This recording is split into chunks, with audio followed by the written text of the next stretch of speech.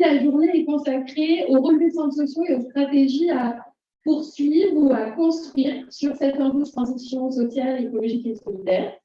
Et donc, on a vécu toute une série d'ateliers ce matin sur des pratiques fédérales et sur des pratiques aussi de centres sociaux en la matière. Et là, l'objectif de notre plénière, c'est de se focaliser sur le rôle des centres sociaux, sur nos spécificités, nos atouts, sur justement les alliances à construire. Et on se demandera aussi, par rapport à tout ce qu'on a dit hier sur les enjeux de justice sociale et environnementale, comment nous, on se positionne par rapport à tout ça. Donc, il y a déjà des tas d'éléments qui ont été échangés dans les ateliers. Et là, du coup, on va essayer d'aller plus loin dans cette réflexion-là. Et puis, on va se demander à la fois comment la transition écologique et solidaire percute et re-questionne nos pratiques, nos projets, nos manières d'agir, et aussi comment nous, on peut influencer, donner une coloration à cette transition écologique et solidaire telle qu'on la souhaite. Voilà.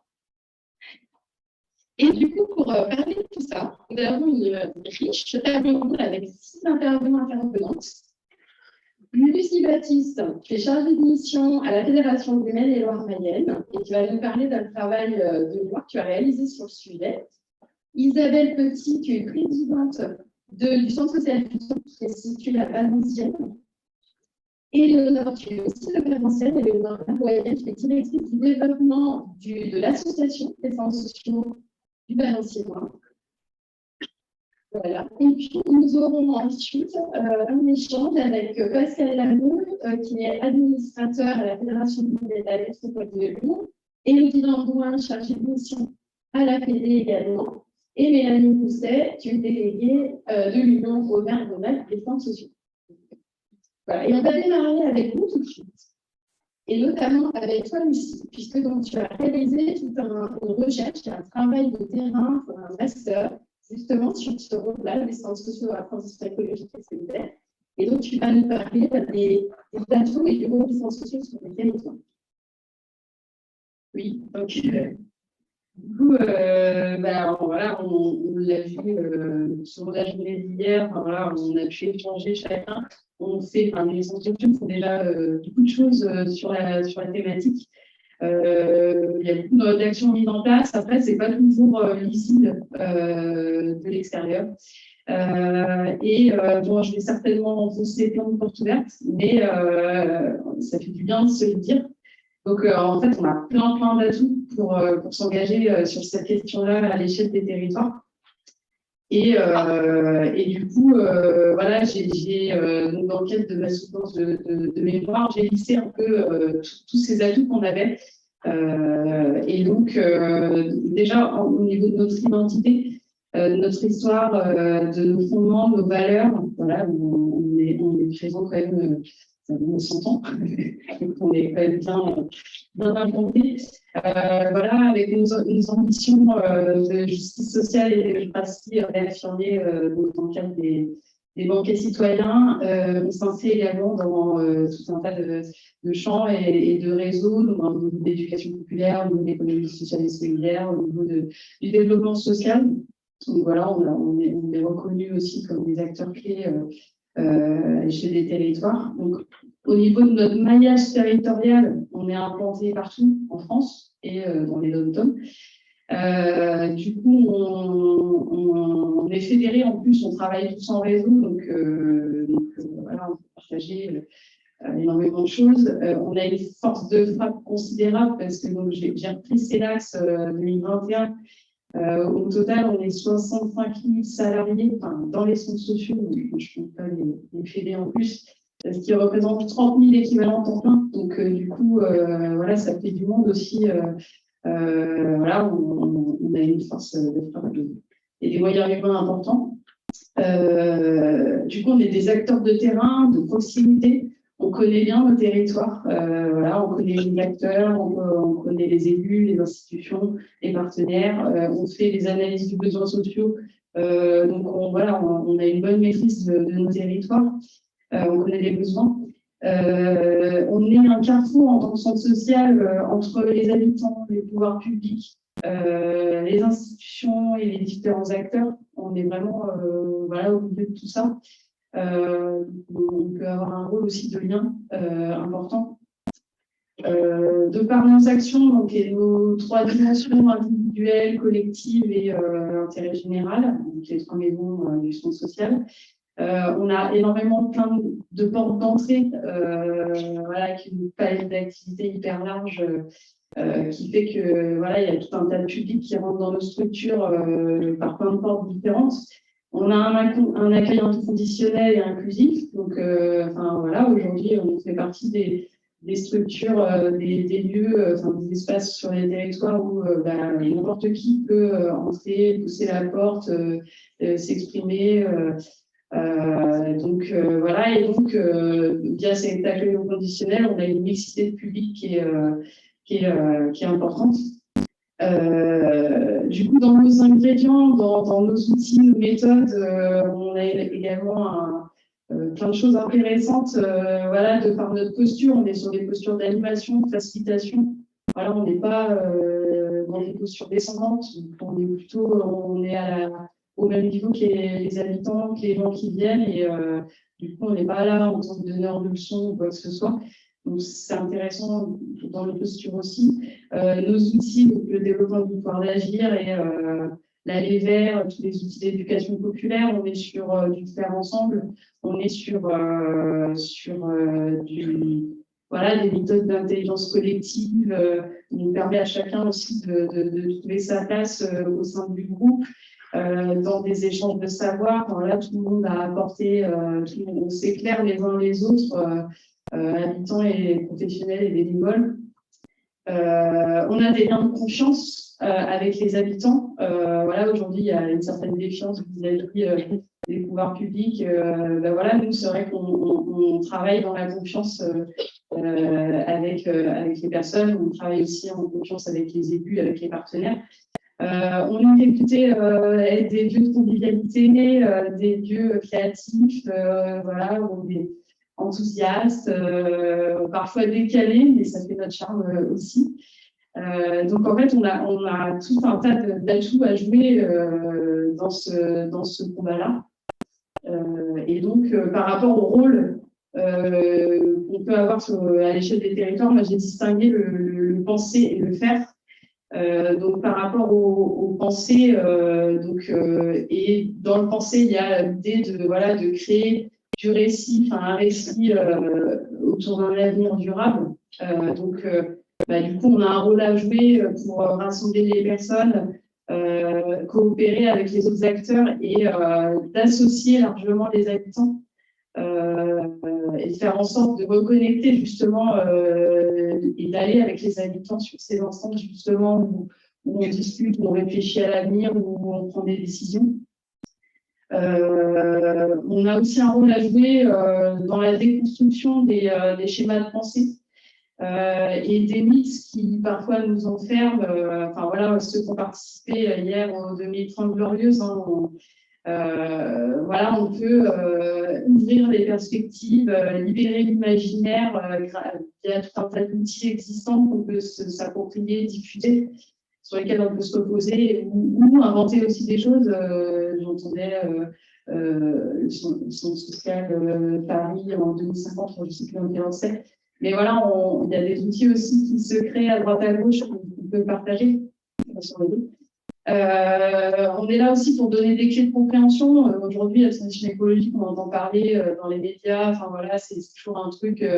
Voilà, on a du mal à saisir les enjeux. Voilà, et du coup, via tout un tas d'outils. L'idée, c'est de sortir la question du savoir des experts. Ça a été dit hier, et d'amener justement le savoir et des clés de compréhension aux habitants pour qu'ils se saisissent de ces enjeux-là. Et de favoriser l'expression. On est aussi des structures où il y a énormément de débats, d'expression. Et puis, on a un rôle à jouer aussi dans l'accueil des émotions. On l'a vu hier avec l'inclusion. C'est des sujets qui nous heurtent, qui nous touchent. Du coup, c'est important aussi de traiter cette dimension-là. Et donc, dans le faire, je vais faire vite parce que j'ai Je sais pas.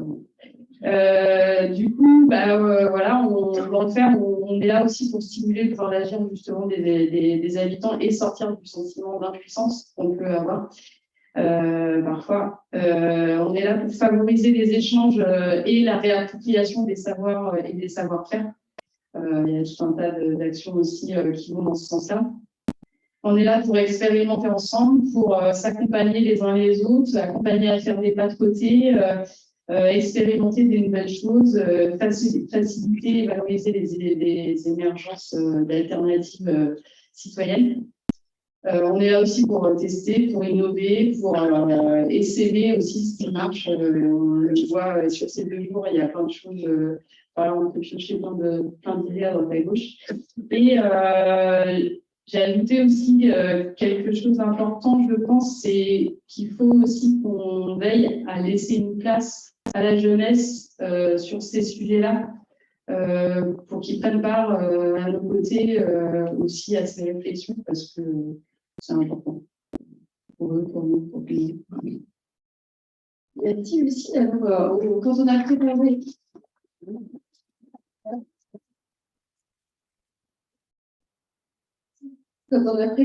cette plénière avec un petit groupe du membre de Travail national, on s'est dit aussi qu'on aimerait bien se poser des questions qui nous développent un peu par rapport à ce sujet-là. Du coup, Lucie, tu en as un petit peu parlé, mais est-ce que tu penses qu'une approche développement du pouvoir d'agir est réellement possible en matière de transition écologique et solidaire?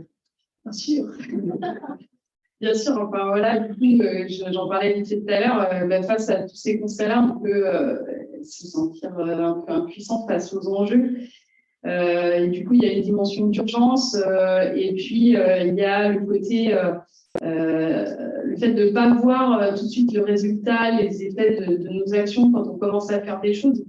Du coup, finalement, les changements, ils ne sont pas immédiats, c'est un peu invisible, c'est pour ça que c'est difficile de rester accroché à ces lignes de bonne conduite qu'on essaie de se fixer à dimension individuelle. Et c'est hyper important de passer au collectif. Et justement, dans un centre social, un centre social, c'est un lieu aussi de partage, c'est un lieu d'échange, c'est un lieu d'expérimentation. Et ça peut permettre de passer de cette dimension individuelle à la dimension collective. Et du coup, avancer en collectif, ça donne de la puissance aussi à nos actions, le fait de mettre en commun, de partager voilà, ce qui marche pas, le côté tâtonnement, essai-erreur, partage d'expériences, débat. C'est aussi en discutant avec les autres qu'on se forge une opinion et qu'on avance aussi, qu'on fait avancer nos manières de penser. Et du coup, ça permet d'entretenir aussi une certaine motivation quand on se sent plusieurs à faire les choses. Et du coup, dans la posture, j'insiste là-dessus, on n'est pas des donneurs de leçons, on n'a pas de casquette d'expert à porter. L'idée, c'est d'avancer, de s'accompagner, de tâtonner avec les habitants. Nous aussi, à l'échelle des équipes, on essaie de changer des choses et voilà, via ce côté exemplarité, voilà, montrer que nous aussi, on peut changer des choses.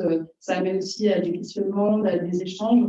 Du coup, si on prend l'approche développement du pouvoir d'agir, du coup, le fait qu'on soit qu'on ait un accueil inconditionnel, du coup, on écoute, on est à l'écoute des habitants, donc on a une écoute large de voilà, des préoccupations, des situations de problèmes des habitants, écoute qu'on peut ensuite orienter si on perd des problèmes justement qui sont partagés et du coup dépasser la dimension individuelle des éco-gestes pour justement passer à la phase de mise en groupe. Et ce qui est important, c'est vraiment de partir des besoins du quotidien. Moi, j'étais dans un atelier hier avec une ADEL, l'écologie populaire, l'écologie du quotidien, de partir vraiment des grains de sable, des cailloux dans la chaussure des quotidiens de chacun et du coup, amener les habitants à se saisir collectivement de ces situations de problèmes et à agir dans la sphère publique. Et quand ça marche, célébrer les victoires, ça en est fort aussi pour pour ce moment-là. Et voilà, et du coup, dans l'idée du pouvoir d'agir aussi avec le pas proximal et de dire que de toute façon, le changement, c'est voilà, plein de petites marches et que voilà, il faut bien commencer à monter l'escalier et identifier justement les petits pas proximaux à faire pour commencer. Voilà. Merci, Lucie. On va poursuivre avec Ludo, Éléonore et Isabelle. On a beaucoup parlé hier de ces inégalités sociales et environnementales. Alors, qu'est-ce qu'on fait, nous, avec ça? Et vous êtes donc sur le territoire du Valenciennois, où vous êtes particulièrement confronté à ce sujet-là. Alors, comment est-ce que vous travaillez? Est-ce que vous êtes d'accord avec l'idée reçue là, que vous donnez Catherine Larrey hier, l'écologie, un truc de riche, un truc contre les pauvres? Enfin, je crois qu'elle disait un peu comme ça. Comment vous travaillez le sujet dans le Valenciennois? En fait, on ne travaille pas. En tout cas, voilà, si on regarde, on est donc dans une association qui a un regroupement de 15 centres sociaux sur l'arrondissement de Valenciennes, donc on est sur le territoire du bassin minier du Nord, adossé à la frontière belge. On a 15 structures, 13 sont en quartier politique de la ville, avec voilà, des indicateurs sociaux qui sont comme on peut trouver dans le Nord et comme on peut trouver voilà, dans cette partie du Nord.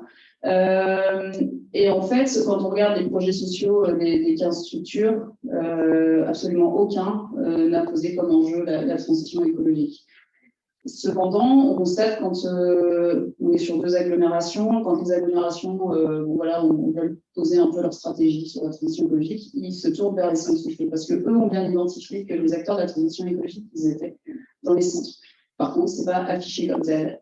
Aucun des projets des 15 centres sociaux qui, finalement, en concours, participent de la transition écologique n'a eu comme porte d'entrée la transition écologique. Absolument jamais.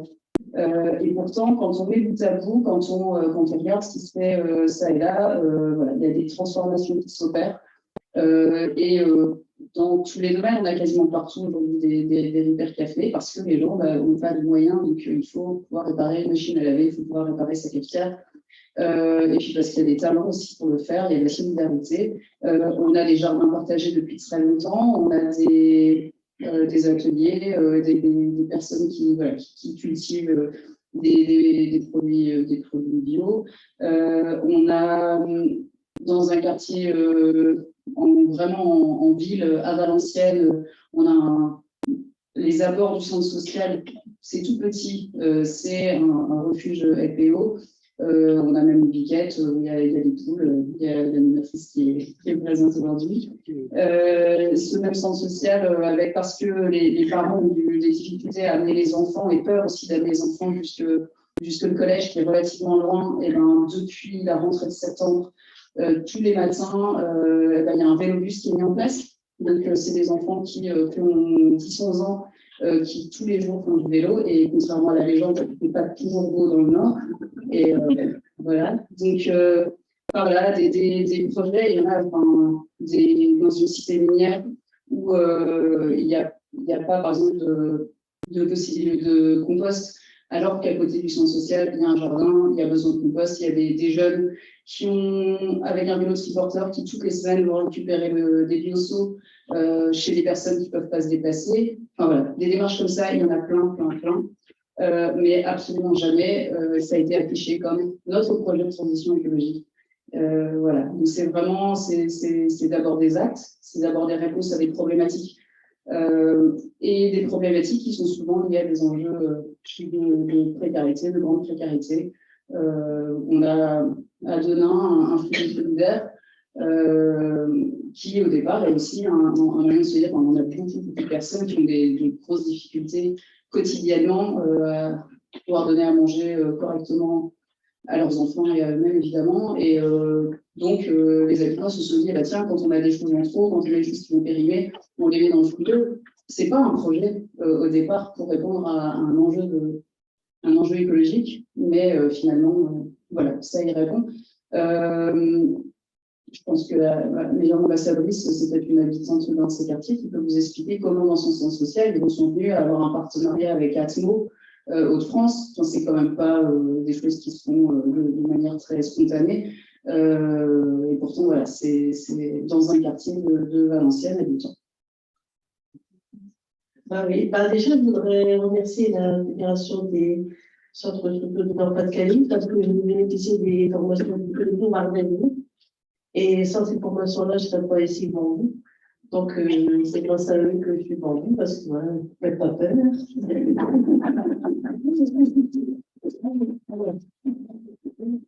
Donc, voilà. Et sinon, ouais, pour dire à Eleonore, c'est vrai que nous, en tant qu'habitants, la transition écologique, c'est conscient, on ne connaît pas, mais c'est vrai qu'on fait sans savoir, en fait. Comme exemple, on habite un petit quartier, donc quand on amène nos enfants à l'école qui se trouvent dans le quartier, on y va plus à pied. Il y a plus d'habitants qui vont à pied, donc déjà, c'est déjà une démarche. Les logements, ils sont humides, donc on est obligé d'aérer, parce que pour pas que l'humidité ne se propage sur tous les murs, c'est des anciennes maisons, on est obligé d'aérer, donc on fait aussi, sans savoir, la transition écologique. Voilà, aussi, on a voulu, parce que chez nous, les gens ne viennent pas dans le quartier, parce que c'est un quartier à réputation quand même difficile, donc on a voulu faire un parcours pour que les gens ils viennent chez nous visiter mon quartier, en fait. Donc on a créé un parcours, mais le parcours qu'on a créé, c'est pour rencontrer différents endroits. Nous, on a un chevalement, on a une ferme urbaine, on a un centre social, bien sûr. Donc, c'est pour passer par tous ces endroits-là. Donc, ça incite aussi les personnes à marcher, un match. Et puis, là, il n'y a pas longtemps, on a créé aussi envois, des QR codes pour que les gens, quand ils passent maintenant devant le chevalement, ils scannent le QR code et puis, voilà, ça rencontre sur le chevalement, la ferme urbaine, ben, c'est pour la ferme urbaine, le centre social, etc. On a aussi des maisons, les anciennes maisons des mines, donc l'histoire aussi des mines. Donc tout ça, c'est des trucs qu'on fait sans savoir. Et moi aussi, malheureusement, j'ai mon mari qui a eu un accident de la vie. Donc il a perdu, il ne peut plus travailler, il ne peut plus conduire, donc c'est difficile à la maison. Donc j'étais voir mon directeur et j'ai dit, écoute, ça ne va pas, il faut l'occuper et faire quelque chose. Donc on va faire marché de Noël. Donc on est en train de créer des sapins en bois pour le marché de Noël. Donc, mon mari, il va aller ça. Hier, mon directeur, il me dit, t'as vu, qu'est-ce qu'il a fait, Vincent, au centre? Je dis, ben non. Alors, en fait, il y a la fabrique des possibles, c'est une action, ouais, une coopérative qui a été mise en place pour remettre les jeunes au cinéma jeune, hein, et qui ont un parcours d'emploi, en fait. Donc là, hier, je regarde Facebook et je vois mon mari en train d'animer un atelier pour le bois, pour faire des sapins à un groupe de filles. Donc, pourquoi les filles ne pourraient pas bricoler? Pourquoi les filles ne pourraient pas mettre... alors, j'étais pas dit, ah ouais, quand même. Donc, voilà, en fait, on fait du... Ouais, aussi, mon directeur est arrivé, il a dit, mais qu'est-ce que vous avez dans l'école à pouiller? Ah bon, on a pouillé pour le Covid, j'ai les pommes toutes pourries. Ça serait bien faire du jus de pomme. Du coup, on fait du jus de pomme. Et donc, quand on va dans les autres quartiers, on dit, bah, on a fait du jus de pomme, on est fiers. Du jus de pomme de pomme, bah ouais, on a pouillé. Donc, voilà, on demande pour refaire du jus de pomme. Donc, je pense qu'au moment, on va replanter des pommiers. Hein. Donc, tout ça, c'est sans le savoir, mais en fait, on fait déjà. Donc, voilà, c'est bien.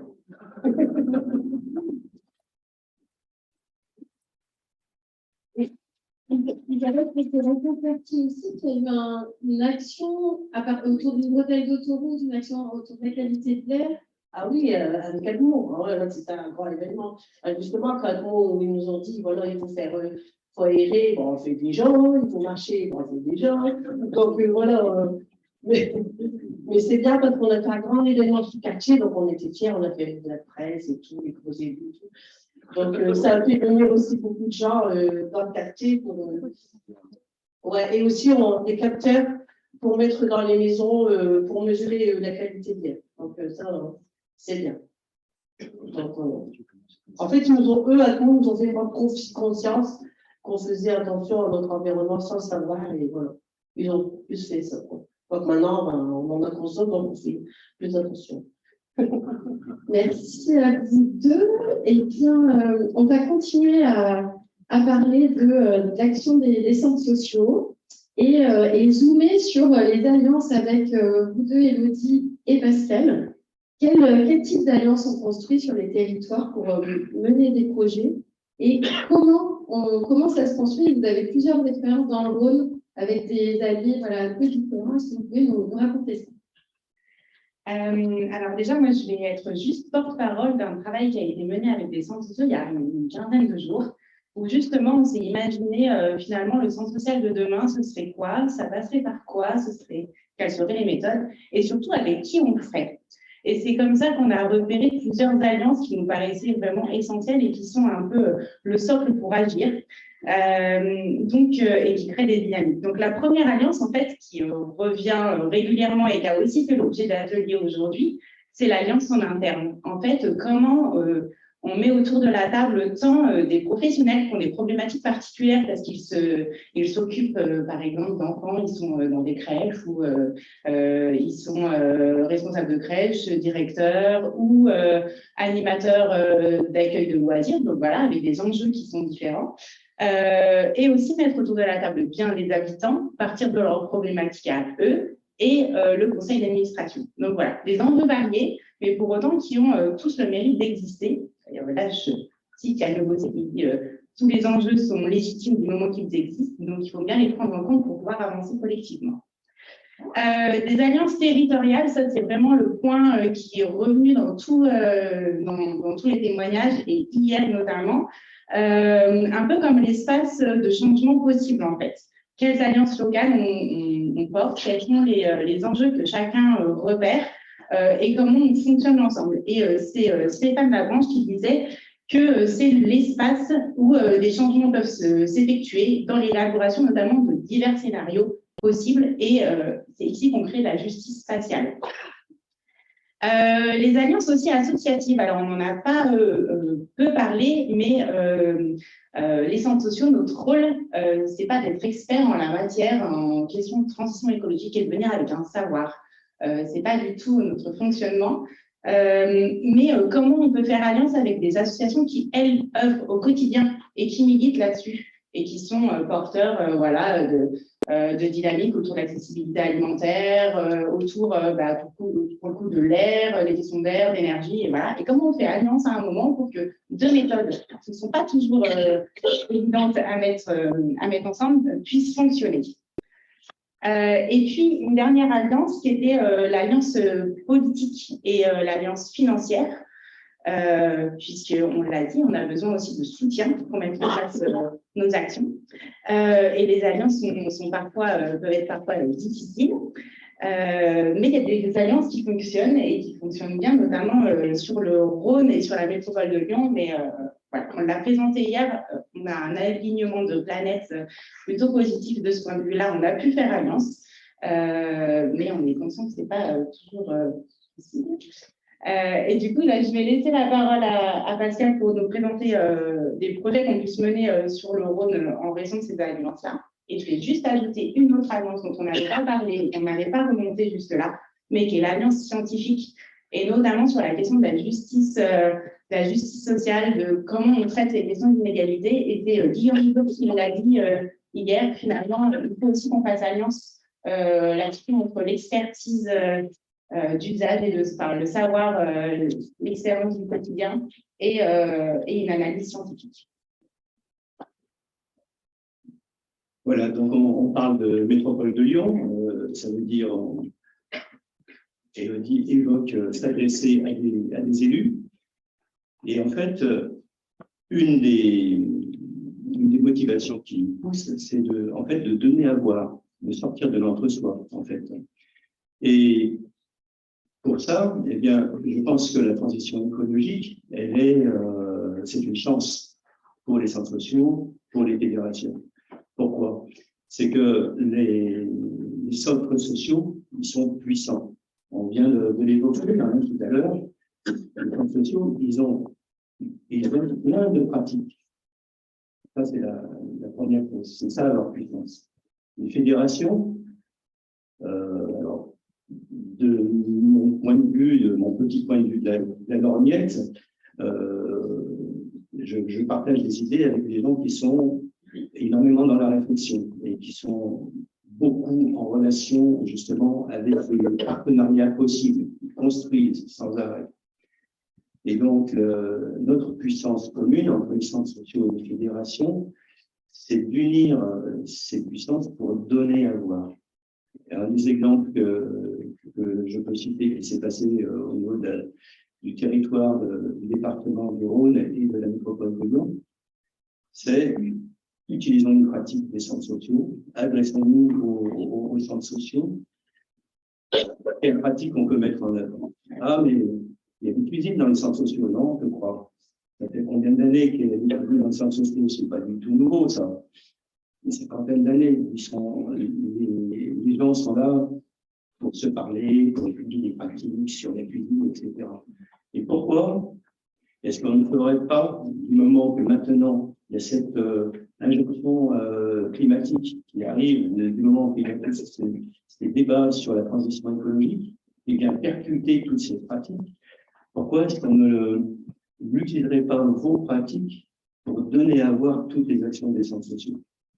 Et à partir de là, il y avait une idée de concours entre centres sociaux et faire ces concours à un niveau visible. C'est-à-dire qu'on a construit un concours sur des règles dont certaines étaient purement concernant l'écologie, notamment on devait faire des plats qui avaient une faible, une faible empreinte carbone, par exemple, c'est un exemple entre nous. On devait faire des cuisines à partir de produits locaux, à partir de produits de saison, voilà, il y avait quelques impératifs.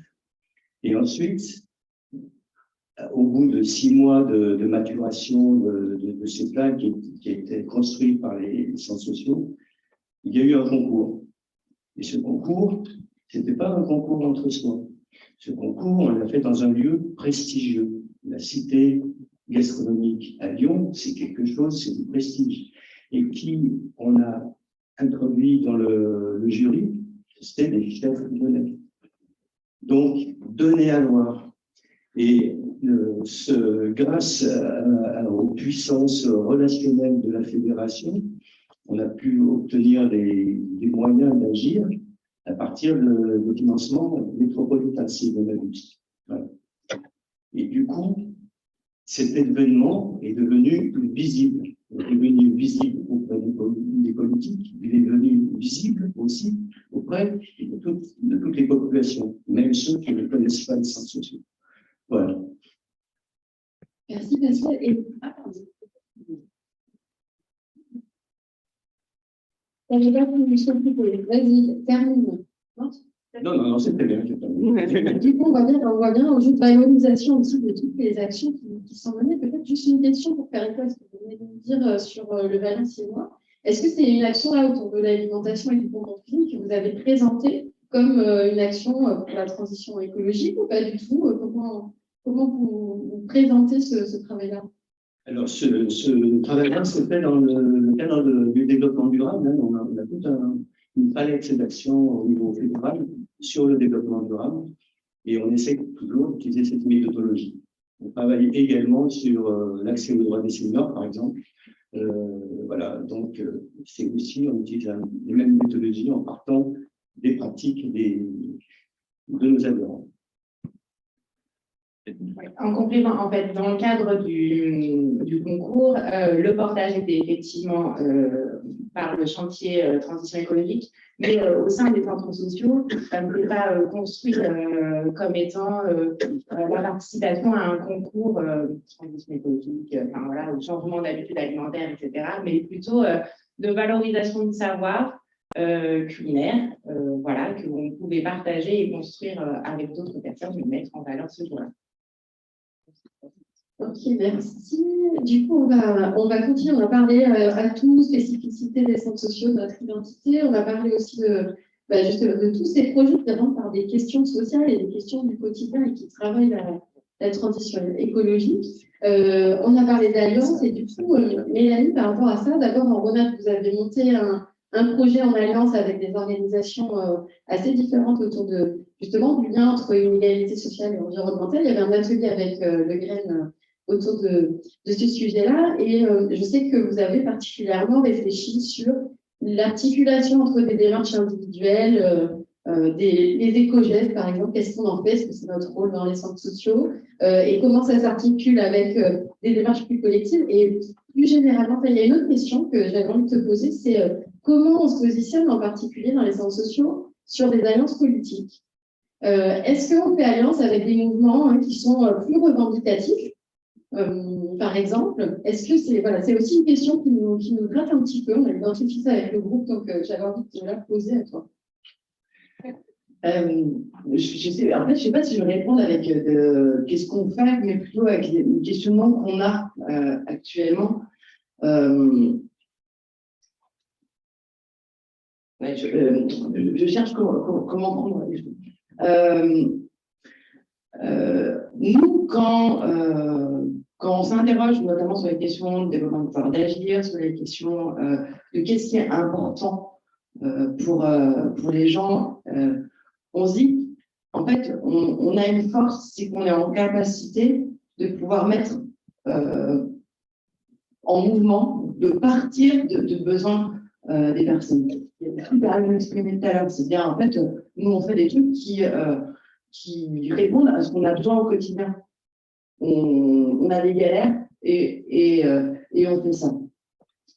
Et ça, c'est un bout de réponse collective de se dire, déjà, dans les premières choses, on a des problématiques de choses qui nous ennuient au quotidien, qui nous amènent des complexités. Et du coup, ensemble, on va chercher des solutions pour sortir de ça. Ça, c'est une des premières choses. Et en fait, on voit que dans les centres sociaux, on est blindé d'alternatives. On l'a vu depuis hier, mais en fait, c'est un peu de tarif. De partout, ça fourmille de partout. Il y a dès qu'il y a un besoin, il y a un truc qui émerge avec des groupes d'habitants, des solutions de partout. Et souvent, moi, comment je prends la question de la transformation sociale et comment on avance sur ces questions-là, on se rend compte que pour faire bouger les choses dans la société, souvent, il y a trois manières de rentrer dedans. Et les moments où il y a eu des changements qui ont été possibles, c'est quand il y a eu des rapprochements de ces mouvements-là. On parle du trépied de la transformation sociale, je l'ai présenté hier, mais moi, il m'aide à penser les choses. Dans le trépied de la transformation sociale, il y a une entrée qui est de pouvoir construire des alternatives. Donc là, on va tester des choses, on va essayer des choses, et ça, on foisonne sur ces choses-là. Et puis, on va travailler sur la bataille culturelle. C'est-à-dire qu'en fait, qu'est-ce qui se passe? Qu'est-ce qui fait qu'en ce moment, dans notre société, c'est le bordel sur cette question écologique? C'est comment ça se joue, ce machin-là? C'est qui est responsable de ça? Qui a des forces? Qui est contre ça? Qui produit ça et qui a des enjeux qui sont contre nous, ce qu'on porte? Et ce truc-là d'analyse de la société, c'est ce qu'on appelle les batailles culturelles. Et on voit que souvent, ça a un lien. On en parlait, les jardins partagés, en fait, dans les centres sociaux, c'est pas nouveau. Les vide-greniers ou les échanges d'identité, c'est pas nouveau, ça, depuis que ça existe. Par contre, de penser, conscientiser que ça, c'est des alternatives au service des défis environnementaux et du coup d'arriver ensemble à comprendre ce qui joue, ça c'est un peu nouveau. Ça ne comprenait pas. Les jardins partagés, ils n'avaient pas la même fonction il y a 50 ans que maintenant dans la question de la réflexion autour de la conscience écologique. Et puis, le troisième trépied, c'est rapport de force. C'est comment, à un moment donné, on est capable d'agir sur la loi, d'agir sur des changements de règles autour de nous. Et en fait, on s'aperçoit que quand il y a des possibilité de changement et de transformation sociale, c'est quand il y a des alliances de ces trois mouvements. Et parfois, ce n'est pas les mêmes acteurs qui font ça. Nous, on a vu, on est très très bon sur la partie alternative, on est aussi super bon sur la partie bataille culturelle, sur ce qu'on veut faire. Parfois, sur le rapport de force, c'est là où on a plus de difficultés. C'est pas tant dans nos pratiques que de manifester, que de travailler de conflit avec des institutions, mais pour autant, comment on travaille des alliances avec d'autres qui font ça pour pouvoir à un moment donné se dire, en fait, ce qu'on travaille nous sur le terrain au quotidien, ça peut faire mouche dans un changement de société pour créer quelque chose pour demain. Et voilà comment ça prendrait. Et du coup, ça me fait référence à une nana que j'aime bien qui s'appelle Adeline Delepinay, qui est déjà intervenue pour les centres sociaux, qui est une fille qui bosse sur l'éducation populaire et qui est une militante sur les luttes sociales. Et elle a écrit un bouquin qui s'appelle Organisons-nous. Et dans ce bouquin-là, elle réfléchit sur les modes d'action qu'on peut avoir. Et elle dit, souvent, en fait, dans les militants, on se bat entre nous pour se dire, ah ouais, mais la manière d'agir d'un tel, elle va pas, ou la manière d'agir, elle produit rien. Et en fait, elle dit, mais en fait, ce qui est peut-être important, c'est de regarder ce qui fait commun dans l'objectif de changement. Et dans les modes d'action, on a plein de modes d'action en fonction de là où on est, qui sont différents. Et elle dit, par exemple, on peut agir dans l'institution. Quand on est salarié d'une institution, on ne va pas pouvoir tout faire, mais on a des bouts de marge de manœuvre où on peut faire bouger des choses. On peut agir avec l'institution et on peut avoir des espaces de négociation. C'est-à-dire que la négociation, c'est aussi agir sur du gagnant-gagnant, mais montrer qu'on peut avoir des intérêts divergents, mais qui peut faire commun à un moment donné. On peut être contre l'institution. Et là, c'est notamment tous les mouvements sociaux qui font souvent là-dedans et qui essayent de pousser pour qu'il y ait des changements et qu'il puisse y avoir des droits sociaux différents qui se construisent. Et puis, on peut être hors de l'institution, et là, c'est là où on crée des alternatives. Et souvent, on veut se séparer et se dire, non, plutôt, regardons là où on est, où est-ce qu'on a envie d'être, et il n'y a pas de bonne réponse. Mais du coup, comment faire alliance avec d'autres pour aller plus loin. C'est ma manière de répondre, c'est plein de questionnements, en fait. Merci, Mélanie.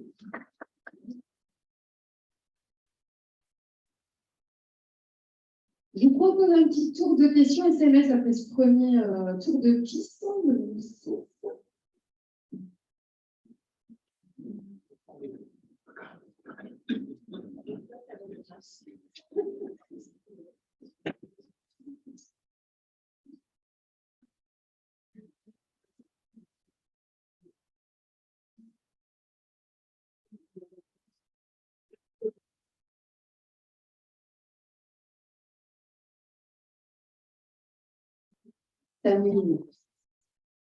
Je ne chanterai pas une chanson.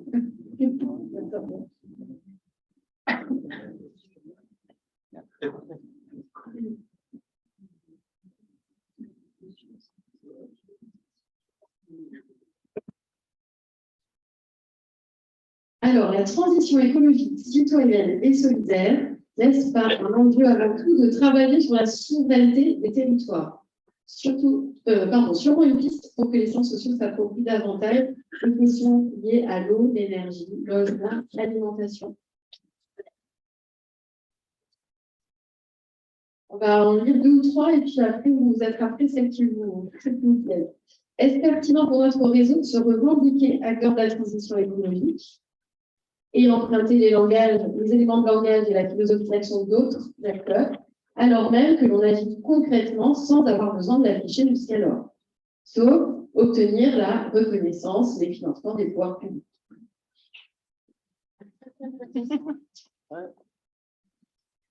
Alors, les centres sociaux font plein de petits trucs en lien avec la transition écologique sans toujours en avoir conscience. On a eu plein d'exemples là dans le début de cette table ronde. Comment s'y prendre pour introduire une dimension de conscientisation politique des habitants? Pas faire pas faire pour faire, excusez-moi, pas faire pour faire, mais faire avec du sens et avec une dimension politique.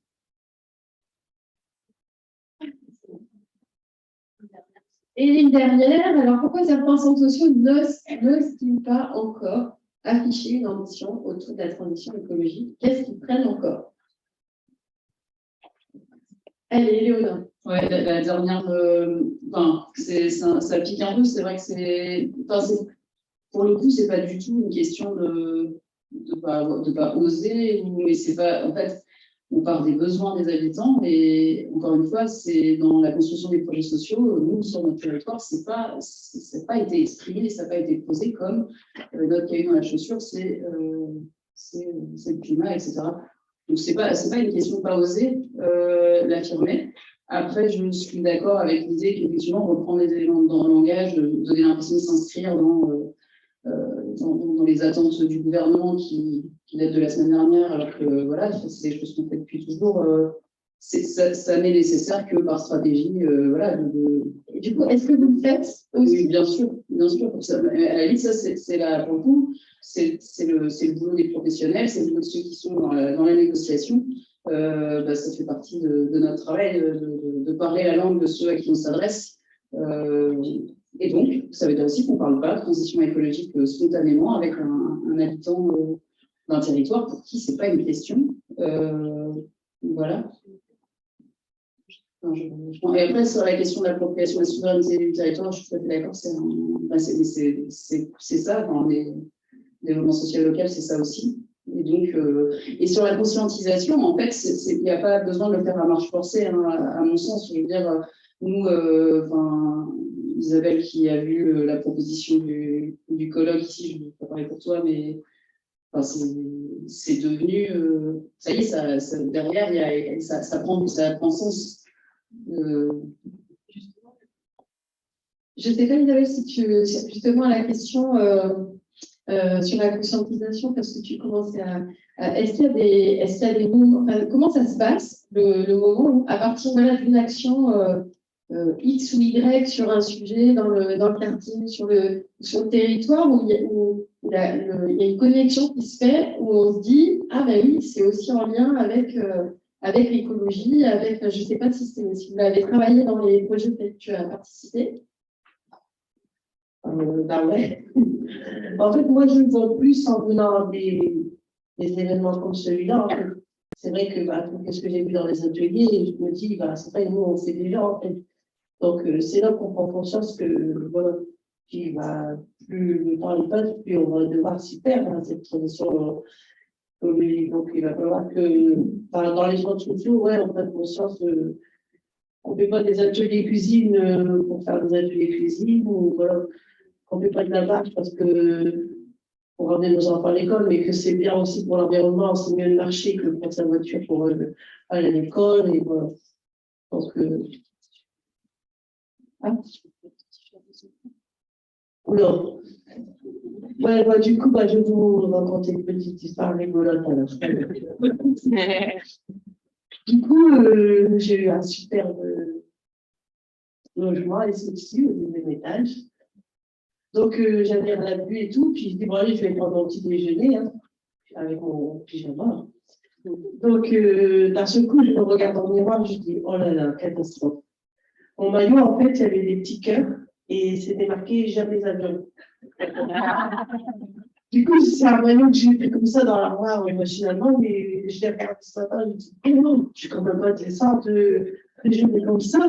Qu'est-ce qu'il est pensé de moi? Du coup, je dis, oh, après, si je mets mon maillot et que je mets du café dessus, je vais, tant pis. Et oui, je suis descendue avec mon maillot, j'avais les avions, et franchement, j'étais pas à l'aise. Ça va, il était de là. Je suis vite remontée des déjeuners, mais j'ai quand même pris. Ce maillot, je ne sais pas si je vais garder du coup.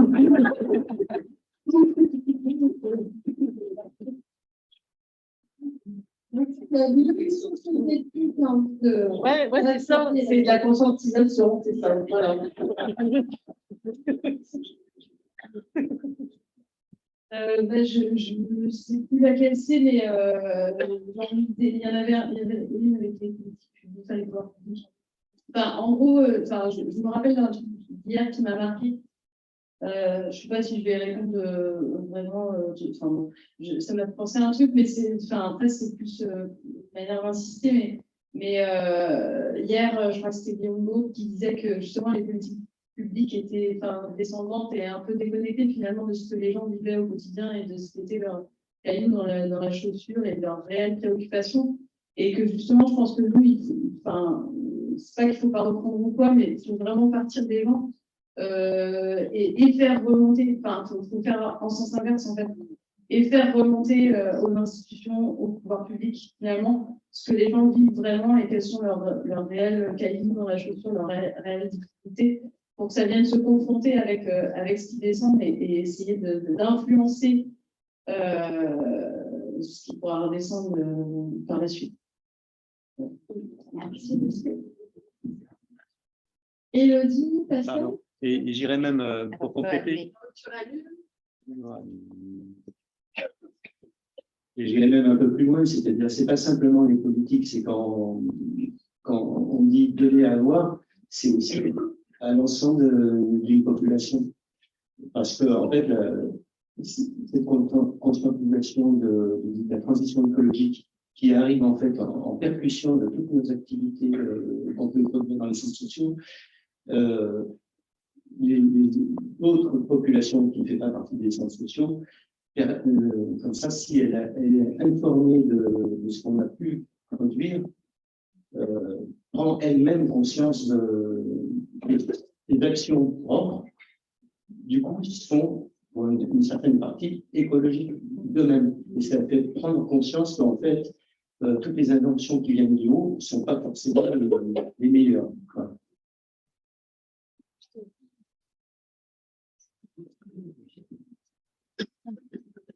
Juste ajouter une chose, en réponse, un élément, on a fait il y a un peu plus d'un an, dans notre association, on retravaille notre projet associatif. Et en fait, on est parti d'une page blanche. En fait, on avait convié les équipes salariées et bénévoles des centres sociaux, on était 180 sur une journée. Et en fait, est apparu finalement, les centres sociaux sont acteurs de la transition écologique telle qu'elle. Alors, je vous disais, voilà, on n'y travaille pas, on ne l'affirme pas, et finalement, en fait, ça apparaît.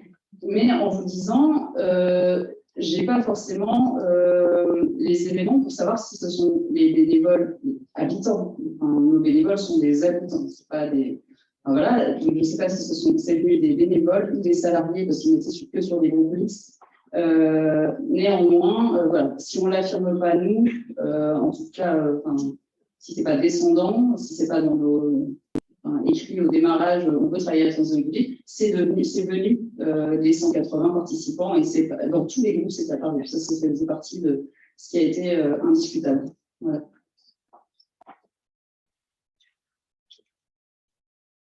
Élodie, Mélanie, sur une question. Ouais. Peut-être sur la souveraineté, ça répond aussi un peu à ça, mais moi je me dis que les actions, les alternatives qu'on met en place, on a moyen d'élargir les choses ou de tirer les choses pour aller plus loin. Je prends un exemple sur un territoire où nous on a nos locaux, ils ont ouvert une épicerie sociale et solidaire. C'est hyper chouette en tant que tel, mais de ça, en fait, ils sont dit qu'on aille plus loin. Du coup, ils sont en train de se dire, mais comment on réfléchit à la mise en place d'une sécurité sociale ou alimentaire sur le territoire. Et du coup, qui va plus loin que ça et qui essaye de dire comment on peut transformer des règles, des lois à partir de notre expérience d'action, mais comment, du coup, on peut influer sur des politiques publiques sur un territoire. Et je me dis, là-dessus, on a des choses à jouer qui sont hyper fortes de dire nos actions, nos manières de faire.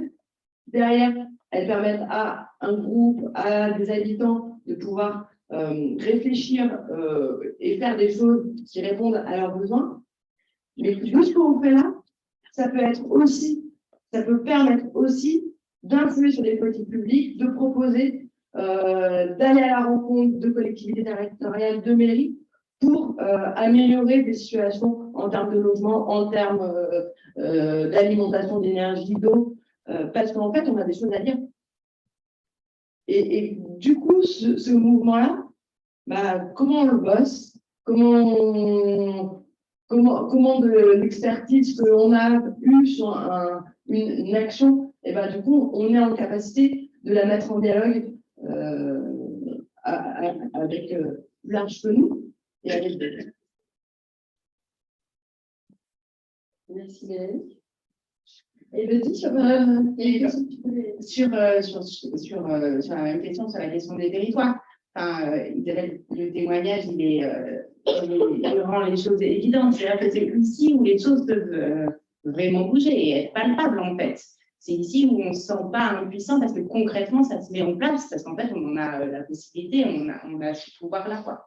Et après, sur la reconnaissance des pouvoirs publics, etc., en dehors de la question de la transition écologique, la question du développement du pouvoir d'agir est très régulièrement repris par certaines institutions. Et c'est aussi là d'aller montrer qu'est-ce que ça veut dire, en fait. Il ne s'agit pas juste d'une concertation. Je reprends les termes de Guillaume, mais en gros, c'est pas on vous sollicite une fois tous les 4 ans, vous nous dites ce que vous en pensez, puis on verra bien comment on fait après. Mais c'est bien de montrer la méthode qui est la nôtre. Et c'est peut-être là aussi où il y a deux enjeux à mener de front. Transition écologique et développement du pouvoir d'agir, c'est là où on est, quoi. Merci. Peut-être il nous reste quelques minutes. Il y a une question que j'aimerais vous poser. Est-ce que vous pensez que les centres sociaux peuvent agir sur tous les sujets en la matière, y compris des sujets sur lesquels on sait que parfois c'est difficile de les attraper? On a parlé du logement, on parle de l'énergie. Ça peut être aussi autour de la santé. Les mobilités aussi. Voilà, des sujets qui sont comme ça forcément complexes. Est-ce que vous pensez qu'on peut travailler sur tout ça? Bah, grâce à aujourd'hui, oui. Alors là, mon petit carnet est rose. Donc, plein d'idées pour agir justement sur tous ces problèmes-là. Donc, ouais, merci à tous ceux qui ont animé les ateliers. Merci parce que plein d'idées sur ça à mettre en place. Oui. Encore étape. Non, je ne vois pas de sujet qui ne serait pas abordable, en fait. Enfin, je ne sais pas. Moi, j'ai l'impression qu'il y a une diversité énorme de sujets dans ce que vous avez vu, c'est plutôt impressionnant. En tout cas, comme ça, je vois pas. Merci. On a un CNS qui évoque ça.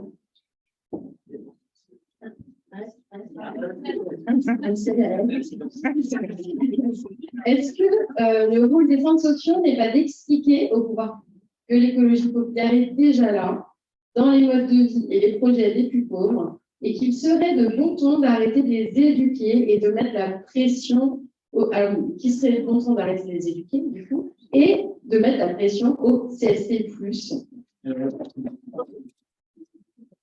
Alors là, oui, me vient, c'est parfait cette question, et me vient une réflexion, c'est de dire, mais peut-être que justement ces populations qui sont visées par ces inventions-là, il serait bien de présenter à nos gouvernements, enfin à ceux qui sont perchés, comment faire pour faire de la sobriété, chose qu'ils pratiquent tous les jours.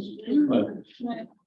Et donc, c'est ça aussi le cœur de l'éducation populaire, hein. C'est donc des pratiques qui se font sur le terrain tous les jours et qui ne sont pas du tout perçues par d'autres milieux sociaux.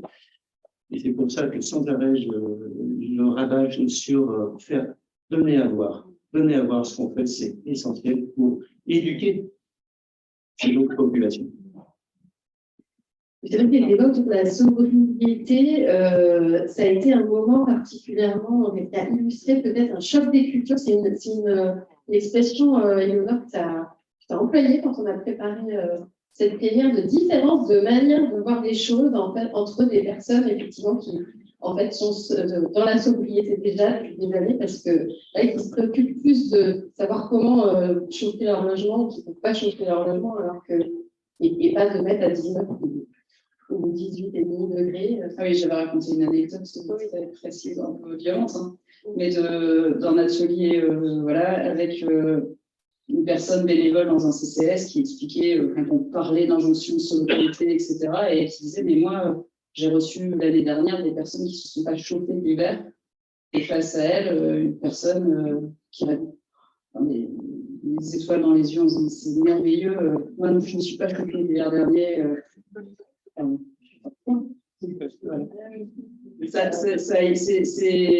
C'est assez violent, mais ça illustre en fait le fossé immense en fait qu'il y a entre ces catégories. Merci. Il nous reste 5 minutes. Alors, s'il reste une question, un commentaire dans la salle, on peut encore faire 5 minutes.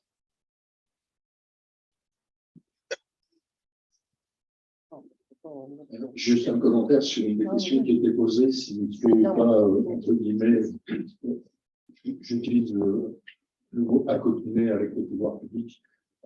Je pense que oui, parce que les pouvoirs publics nous mettent en place des politiques. Elles sont larges, c'est des grandes lignes. Et nous, notre rôle, en fait, c'est comment on se les approprie au niveau d'un territoire. On vient de le dire tout à l'heure, c'est bien gentil de dire que demain, il va falloir baisser les radiateurs à 18 degrés. Il y a des gens qui n'auront pas le loisir de les baisser. Et donc, à ce moment-là, effectivement, il faut qu'on puisse être un relais, aider, et peut-être aussi parler de la réalité du terrain. Et il y a que les centres sociaux qui sont capables de capter en fait tout ce qui se fait sur le terrain, tous les besoins, toutes les difficultés aussi. Chez le territoire, on va avoir la mise en œuvre de la redevance incitative. Elle vient du haut.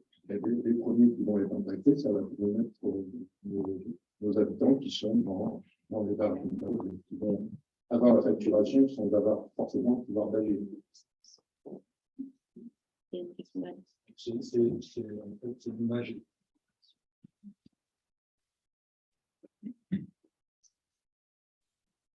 Peut-être qu'au lieu de dire on va transmettre, on va donner, c'est qu'il faut qu'on se transforme en étant partie prenante des décisions. Et pas seulement d'attendre des pouvoirs publics ou d'attendre des autres. L'ensemble des acteurs concernés devraient prendre part à la décision. C'est ça la démocratie et c'est comme ça qu'il faut la faire évoluer de mon sens. Donc arrêtons d'opposer le bas vers le haut et le haut vers le bas. C'est important que ce soit plutôt du bas vers le haut, mais soyons partie prenante des décisions. Une question SMS. Alors, il y a quand même des alliances à créer, donc par lesquelles commencer, bailleurs, autres PDD du POC, mouvements alternatifs. Comment on choisit? Quelle stratégie on a? Est-ce qu'on se rapproche de mouvements déjà proches de nous, avec qui on bosse cette question-là? Est-ce que justement on va avoir des gens différents, voire très différents? C'est quoi qu'on veut faire en fait? Non, mais en fait, c'est pas l'objectif. Si c'est un objectif de partager des alternatives, c'est une chose. Si c'est d'essaimer une chose qu'on a mis en place, c'est une autre. Si c'est de peser dans une politique publique, c'est d'autres alliances. Si c'est de lutter pour un nouveau droit, c'est d'autres alliances. Et je crois que ça dépend. C'est quoi qu'on veut faire? Et donc, du coup, à partir de ça, c'est quoi la stratégie d'alliance pour pouvoir peser et pour pouvoir influer? Voilà, pour moi, on est vraiment là-dedans. Donc, je pense qu'il n'y a pas de bonne réponse. C'est à chaque endroit, c'est quoi le pas qu'on a envie de faire? Et du coup, pour ça, on a besoin d'être fort avec qui pour y arriver. Merci Mélanie pour cette dernière intervention. Non, vas-y, Claude. Oui, simplement, on parle de ça. Dans ce même endroit, la semaine prochaine, le CNAGEP, qui est l'Association nationale des travailleurs, que vous connaissez probablement, organise une journée qui va la peu importe, autour précisément des alliances entre les associations de jeunesse et de populaire et les pouvoirs publics, au sens des collectivités territoriales principalement. Et un des sujets, c'est une charte, peu importe, et c'est bien de reprendre ce qu'a dit mon voisin devant là, tout à l'heure, c'est-à-dire et d'autres aussi, d'être amené à co-construire des politiques publiques. En fait, c'est pour ça qu'on est parti, alors c'est évidemment pas exclusif d'autres choses, d'autres actions et d'autres types d'actions, mais une des actions, c'est bien précisément pas sortir d'eux, mais d'utiliser les allers-retours descendant, montant plutôt et plutôt bas, pour effectivement rendre plus pertinentes les politiques publiques en les construisant avec ceux qui finalement ont voulu à un moment donné pour les rendre plus pertinents. C'est forcément une des voies, évidemment pas la seule, je vais aller un peu. Ça rejoint les différents modes d'action que Mélanie décrivait tout à l'heure. C'est l'une des dimensions d'une stratégie, ça peut être de le poser sur les politiques publiques ou d'être à côté de ce qu'on veut faire.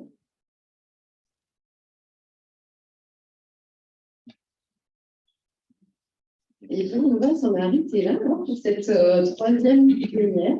Merci beaucoup à nos 6 intervenants.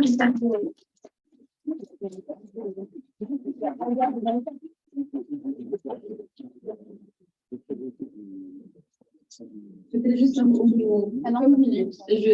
sur la suite de notre programme. On va donc aller déjeuner avec le même principe qu'hier.